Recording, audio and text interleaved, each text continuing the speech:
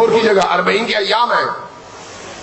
اگر آپ عراق میں کربلا سے نجف کی طرف، نجف سے کربلا کی طرف آپ مشی نہیں کر سکے، تو اس دفعہ جو سازش عالمی طاقتوں نے کی ہے اسرائیل کو بچانے کے لیے، اور عربوں کی غداری اور دین فروشی اور فلسطین فروشی پر پردہ ڈالنے کے لیے، اور اس کے نتیجے میں پاکستان کی پوری فضا کو انہوں نے مذہبی منافرت اور فرقہ وارانہ فساد کا مرکز بنانے کی کوشش کی ہے، اور اس میں سب کو ایک کرنے کی کوشش کی ہے، تو اس میں میری اور آپ کی ذمہ داری کیا ہے؟ گھر بیٹھنا. اگر گھر بیٹھنا ہے تو پھر کل سے مجلسیں بھی نہ کیجیے، چونکہ مجلس کرنے کا مطلب یہ ہے کہ میں حسینی ہوں اور میدان میں کھڑا ہوں. لبیک یا حسین، لبیک یا حسین، لبیک یا حسین، لبیک یا حسین. یہ جو 40 ہے، اس 40 کے جلوس کو آباد کرنا، 40 کے جلوس کو زیادہ سے زیادہ رونق بخشنا، بچوں کو لے کر نکلنا، بوڑھوں کو لے کر نکلنا، ویل چیئر پر حتیٰ لے کر نکلنا، اپنی آغوش میں ششباہوں کو لے کر نکلنا، کربلا کی ایک چھوٹی سی اور ہلکی سی سنت کو دہرانا آج مجھ پر اور آپ پر فرض ہے. فرض ہے. کیوں فرض ہے؟ اس لیے کہ یہ واقع کربلا کے حل من ناصر ینصرنا پر آج کے اس دنیا میں لبیک کی آواز اور لبیک کا جواب ہے. آپ اگر نکلیں گے تو کہیں گے لبیک، گھر بیٹھیں گے تو کوئی لبیک نہیں ہے، پھر جواب آئے گا لا لبیک لا لبیک. تمہارے لبیک کی کوئی ضرورت نہیں ہے.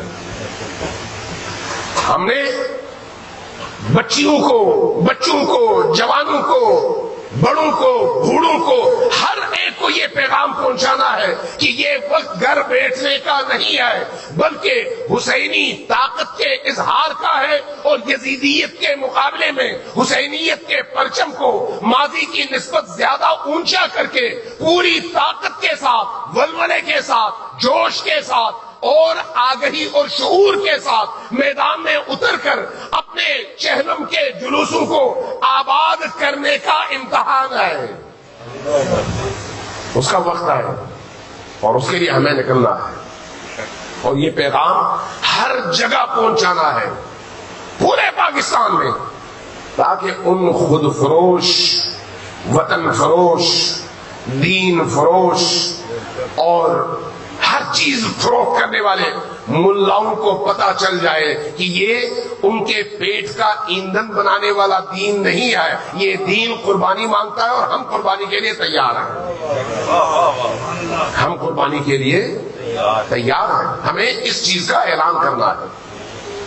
عزیزان گرامی، جہاں پر اس جذبے کے ساتھ، اخلاص کے ساتھ آپ میدان میں قدم رکھتے ہیں، تو آپ کا ایک ایک اٹھایا ہوا قدم آپ کے گناہوں کی مغفرت کا باعث بنتا ہے.